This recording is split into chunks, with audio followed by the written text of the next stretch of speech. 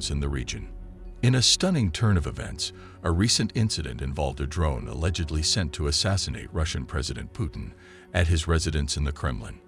While the Kremlin swiftly blamed Ukraine for the attack, the lack of evidence raises doubts about the veracity of the accusation. Today, we delve into the details surrounding this event, examining the gaps in the narrative. However, before we proceed, I would like to emphasize that your support, in the form of likes and engagement, truly makes a difference in helping us bring you the latest news. Now let's dive into the analysis. It's reasonable for the Kremlin to point fingers at Ukraine, given Russia's extensive list of adversaries. However, the lack of evidence supporting Russia's claim raises doubts. The story presented has several inconsistencies and holes, which we will explore in just a moment. Nonetheless, the Kremlin wasted no time in sending a message to Ukraine, as air raid alarms sounded across Kyiv shortly after their statement. Ukrainian President Zelensky categorically denied any involvement in the attack and reiterated their focus on defending their own territory, rather than attacking Putin or Moscow. Unlike previous attacks on Russian soil, Ukraine's response this time was a clear denial of involvement.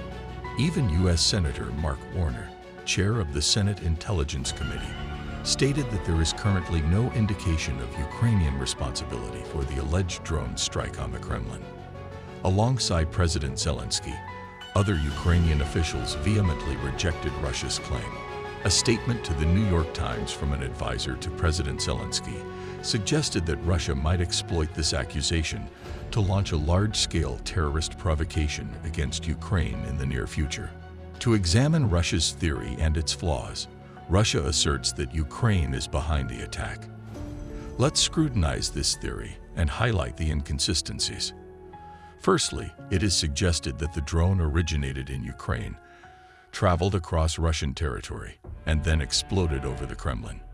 Even as a non-military expert, it seems implausible that a country at war would fail to notice two drones flying from enemy territory, covering a distance of over 200 miles, and approaching the Kremlin undetected.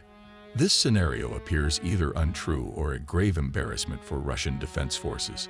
Now, let's explore the second possible scenario. An alternative hypothesis is one of a Ukrainian team in Moscow. Another possibility is that Ukraine has a team operating within Moscow, responsible for carrying out the attack.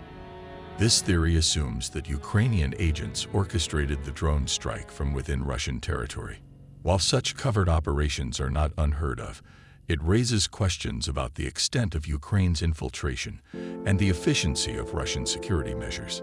To analyze the Russian narrative, according to U.S. intelligence, Ukrainians have been successful in tracking Putin's movements, and they knew he wasn't in the building at the time of the alleged attack. Attacking an official building in the Kremlin may send a bold message to Russians, emphasizing that they are not untouchable, even in their own country, due to the ongoing war initiated by Putin. However, it is not a strong enough reason for Ukrainians to purposefully attack an empty building at night. Such an act could potentially harm their position when it comes to requesting aid from NATO for their defense. The risk-reward ratio simply does not make sense. While they can send a message to Russians, they would also risk losing the assistance that has been crucial to their survival. This is one of the reasons why the Russian story does not line up. It is filled with holes. It is important to note that this does not completely dismiss the possibility of Ukrainian involvement. But if Russia wants to establish their version as credible, they need to provide more substantial evidence. Otherwise, it seems more like a ploy to use the incident as an excuse to launch a dramatic retaliation against Ukraine. Let's take a look at the Ukrainian perspective and historical context. Ukrainian officials have put forth several reasons to question the Russian narrative. Firstly, an attack on the Kremlin would provide Putin with the justification he has been seeking for a dramatic and violent action. While it may not make much military sense, it would serve to destabilize Ukraine and create unease globally, particularly on the eve of a major Ukrainian counteroffensive. This notion aligns with the concept of false flag operations, which Russia has a history of. A notable example is the series of apartment bombings in Russia in 1999, which were used as a pretext by Putin to initiate a brutal war against Chechnya. Subsequent revelations suggested that the apartment bombings were likely orchestrated by the Russian Secret Service as a false flag operation. The drone strike appears to follow a similar pattern. Given the tense situation, it is crucial to consider how Russia will respond. Will they use this incident as a justification for further aggression towards Ukraine? The international community eagerly awaits Russia's next move, which will undoubtedly have far-reaching implications for regional stability.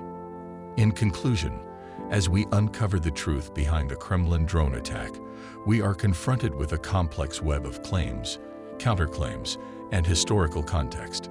The lack of transparency and concrete evidence leaves us grappling with uncertainty. Thank you for watching. Don't forget to subscribe and like for more exclusive content on economics trends.